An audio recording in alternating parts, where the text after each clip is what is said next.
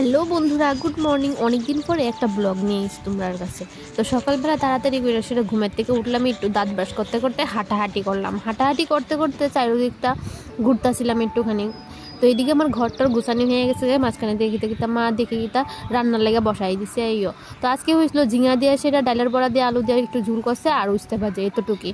তো মাঝখানে দিয়ে সেটা আমি তোমার চুলগুলি একটু আশ্রয় নিলাম। তো ডালগুলিও আমার একটু হেল্প করলাম পেস্ট করে দিয়ে, সেটা তো মা কোথাছে আমার একটু শিখাই দেয়, কারণ বাড়ির তো থাকি না, তো বাটাবাটি করতে মার একটু পরিশ্রম হয়, তার লাগে আমি মারে শিখাই দিয়েছিলাম এটা।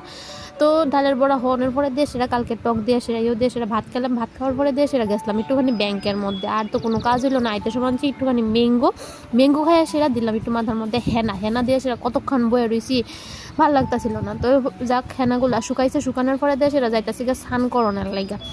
তো সান টান কইরা টেরা সাইরা হঠাৎ করে দেখি কি তা তোমার মা যে লাগাইছিল মরিচ গাছ, ওই মরিচ গাছগুলির মধ্যে মরিচ ধরছে, কি সুন্দর লাগতেছিল জানো নি। তো দুপুরবেলা মরিচ খুলে সেটা ভাত খাইছিলাম। তো ওই দিক দিয়ে সেটা আমি চুলগুলি একটুখানি শুকাইছিলাম। বিকালের দিকে একটুখানি তোমার ভিডিও করে সেটা বসলাম। আরে মা এদিকে সিরিয়াল দেখতেছে, তো ভাই হঠাৎ করে আয়া সেটা কইতাছে দোকানের থেকে কই একটুখানি ম্যাগি বানা। তো ম্যাগিও করলাম, ম্যাগি টিগি কইরা সেরা তোমার ভাজা ম্যাগি করছিলাম আর কি, ম্যাগি টিগি খাইলাম। আর আমার যে গরম লাগতেছে মাঝখানে সেটা আমি এখানে ফ্যানের বাতাস খাইতেছিলাম। তো মুড়ি দিয়ে ম্যাগি দিয়ে কার কার ভালো লাগে কমেন্টে কিন্তু অবশ্যই জানিও। টাটা।